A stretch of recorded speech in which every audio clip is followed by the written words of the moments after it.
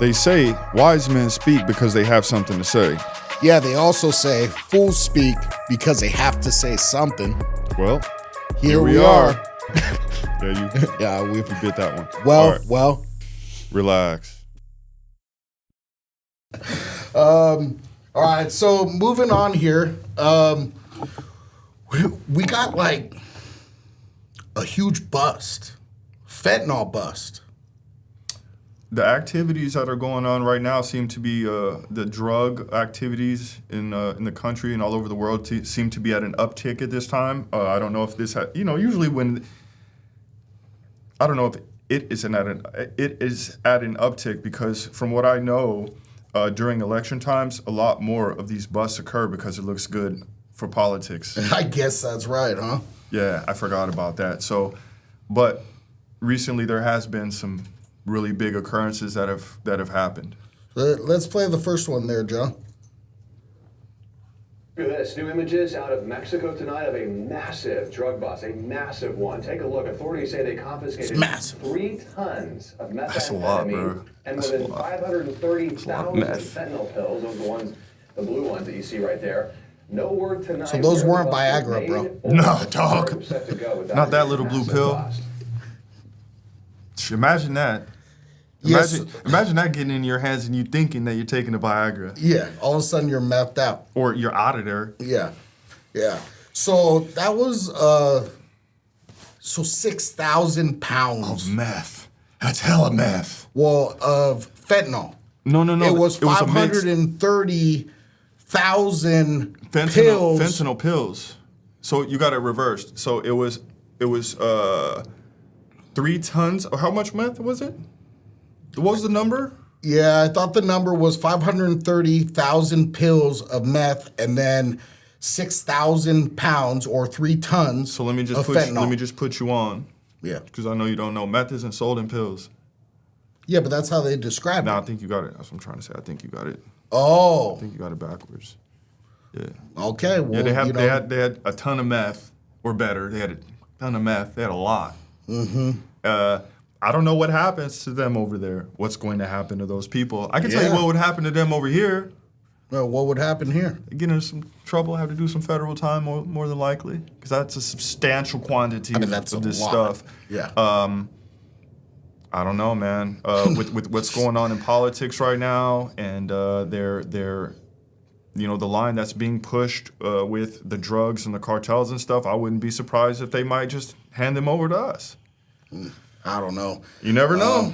I do my best not to get political, but seeing all those drugs, that's scary because all those drugs are definitely trying to come over here. Look, I don't want to be political either, but the fact of the matter is this has a huge impact in our country and the people in our country. Yeah. So, whether we want to or not, it's tied in. It's all tied into it. It's all tied in. Something needs to be done about it, and the people that need to be held accountable to make something get done about it are politicians. Yeah, so a question that I have that you might be able to shed some light on is when you got 6,000 pounds of something that is illegal and you're bringing it over, it's definitely coming over in a tractor trailer or something like that, bro, right? They had a pickup truck, bro.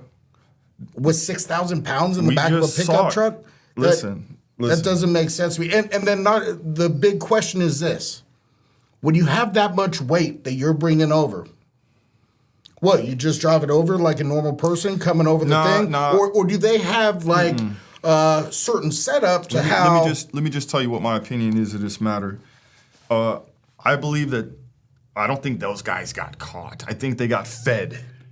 Yeah. I think they were a distraction to something much bigger that came over because usually when you're even dealing with those types of quantities, that's a lot. Yeah. With those types of quantities, most of the time, unless you have some sort of tunnel or something of that nature, you have to have some type of customs agents that are in line with what you're doing. Okay. Yeah. And if you don't, you're going to get caught. There's no paying your way out of one of those situations. So what you're saying is potentially. Yeah. They got caught for 3 tons. Did you see the truck they were driving? Yeah, but they didn't catch the 30,000 pounds. They wanted those people to get caught, brother. Yeah. Okay. So everything's a setup. Everything is like, well, we're gonna sacrifice this because the overall good. We're gonna get all this, and we're continuing our business. Usually, people that can afford to lose that, to sell that quantity, though, yeah, they're not gonna risk it all and do it in a stupid way like that. You know what I'm saying? Of course. So let's talk about the largest cocaine seizure in the Dominican Republic. Look at this picture, man. Each one of those it looks like 5-6 kilos. Each one of those bags. it's a lot of work. This picture goes too big to have all the bags on the screen. A lot of work. Yeah. So they say that the authorities in the Dominican Republic say cocaine discovered in the country's largest ever seizure was headed to Europe, not headed to the United States. A lot more money over there. It was hidden in a banana shipment. They found 9,500 kilos. So it was at the drug port in Santo Domingo. Yeah, Cocaine was hidden in 320 bags, which is like the bags like you saw there, with an estimated street value of $250 million. Yeah, so they say at least 10 people are linked to the port, are under investigation, with early investigation showing the bananas had arrived from Guatemala, according to the National Drug Control Directorate. Damn. So again, when you can sell a whole lot like this, like you're gonna come up with a sophisticated way to move it. In my opinion on this one, moving that quantity in a shipment of bananas is crazy. It's not that sophisticated, is what you're saying. Because of the quantity of it. Like, how much of it can you hide? Well, in can those you bananas? smell Like, if a dog shows up? Are they gonna smell bananas, or are they gonna smell cocaine? I think you or me would have smelled cocaine if we were anywhere near that stuff. Yeah, I try not to smell cocaine, bro. Me either, but I know what it smells like. All right. You know what I'm saying? There we go. Today's episode is proudly sponsored by Zenergy, an exquisite energy supplement designed to nourish both body and mind. Zenergy combines the tranquil, stress-relieving benefits of kava with the focused, energizing properties of kratom extract. This refined fusion provides a smooth, sustained energy that calms the mind while sharpening your focus. Zenergy offers an unparalleled experience of clarity and poise. Go to drinkzenergy.com, drinkxnergy.com. So moving on here, this is kind of a thing. Law enforcement officials are closely monitoring Fabio Ochoa Vasquez as he returns to Colombia. Why don't you play this clip? And tonight, two infamous cartel kingpins facing very different realities right now. One, a Colombian drug lord and key operator of the Medellin cocaine cartel, now released from a U.S. prison after a quarter-century behind bars. And the other, the subject of a manhunt by the federal government, Mencho, with a $15 million reward for his capture. News Nation correspondent Jorge Ventura joining us live from San Antonio with the latest on both of these cases. Jorge. Well, Natasha, first, the U.S. government now increasing the reward for any information leading up to the arrest of cartel kingpin El Mencho up to $15 million from the original $10 million. El Mencho is known for transforming the Cartel de Jalisco Nueva Generación, or the CJNG, into the world's most violent and powerful cartels in Mexico. Now, so he might have cartel. Now, been the head of CJNG the other clip. Cocaine, same stuff. Methamphetamine trafficking. Its recent push into fentanyl smuggling has made it a top target of U.S. and Mexican authorities. The latest developments also follow the recent arrest of El Mencho's son-in-law, Christian Gutierrez Ochoa, in Riverside, California. We reported that here on News Nation. Gutierrez Ochoa. So these guys are related. Capture, even faking his own death in Mexico, which threw authorities off. He actually fled with a fake identification into the U.S. illegally and was leading a luxurious lifestyle in California. Now, authorities say that he played a critical role in CJNG's international operations, overseeing massive drug shipments and laundering millions of dollars in cartel profits. His arrest is being called a major blow to the cartel, but El Mencho, the mastermind behind it all, still remains on the run in Mexico. Meanwhile, Fabio Ochoa Vasquez, a former Medellin cartel leader, has been released from an American prison after serving 25 years of a 30-year sentence. Ochoa was at the heart of the cocaine boom in the 1980s,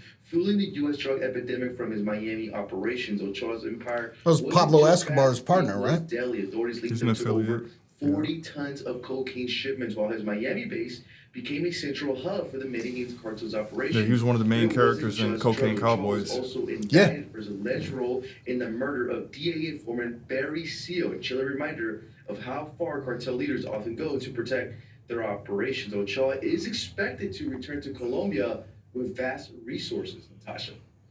Jorge Ventura live in San Antonio. Yeah. So thank you. He murdered Barry Seal. If any of you guys have watched the movie American Made, Tom Cruise. Yeah, it has Tom Cruise in it. And it's a story of this guy was a pilot. And he was actually a pilot that was kind of struggling being a pilot. So what he did was he was flying to Colombia. He would he got some cigars, right? And he was bringing back the cigars. Maybe it wasn't Colombia. Maybe it was Cubans. Cuba. Mm-hmm. Yeah, and he brought back some Cubans, right? And then as he left the plane, he ends up having a CIA agent show up and saying, hey, what's up? And, of course, Barry Seal, or Tom Cruise in this case, he was like, oh, well, try not to, and then he gets offered an opportunity. Yeah. And then the movie goes on that this opportunity literally meant he owned his own airport and was bringing in just massive amounts of cocaine. Multi-ton quantities. Yeah. Dropping them out of the airplane and then picking them up and having this whole operation going on that literally led to what was in Cuba, where they had the fight with the guerrillas, and they got the whole army going.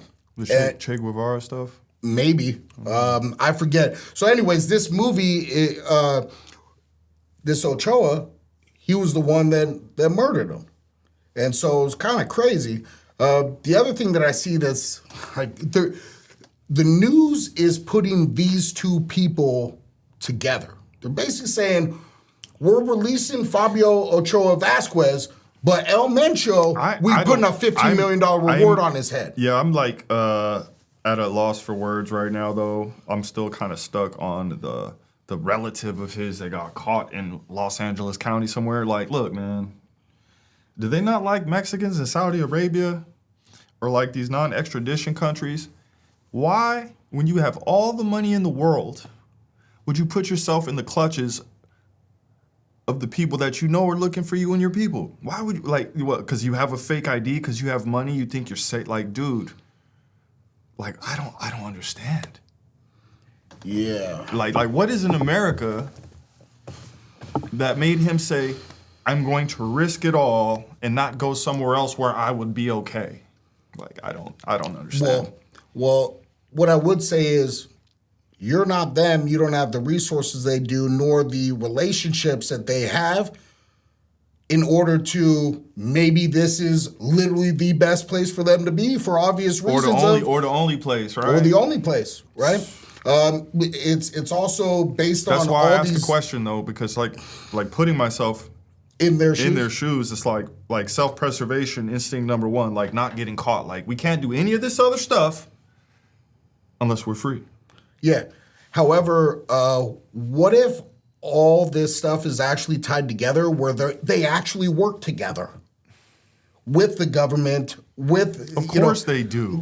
So if that's actually happening, then you're not feeling like you're putting yourself, you're just continuing your business operations. So basically, his handlers went bad on him, essentially, or something happened like that, or he got caught. One of the two. Yeah, well, how do you get caught?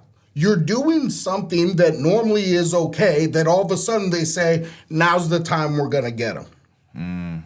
So, and I don't know much about this. I learned most of my experience They looking for all them dudes. Let me tell from you. watching movies. All them dudes affiliated with that guy, they looking for all them all the time. That don't stop. Yeah, just so that's you know, what I'm like, saying. yeah. So, like, again, like, they know that.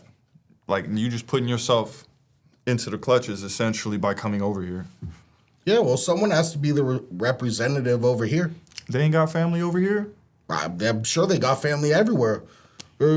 You know, I'm sure it seems like every person they talked about on here had the Ochoa last name. That guy seemed like seemed like he might be valuable. Yeah, I mean, You know? wow. We could end up speaking on this kind of stuff for a lot of our episode.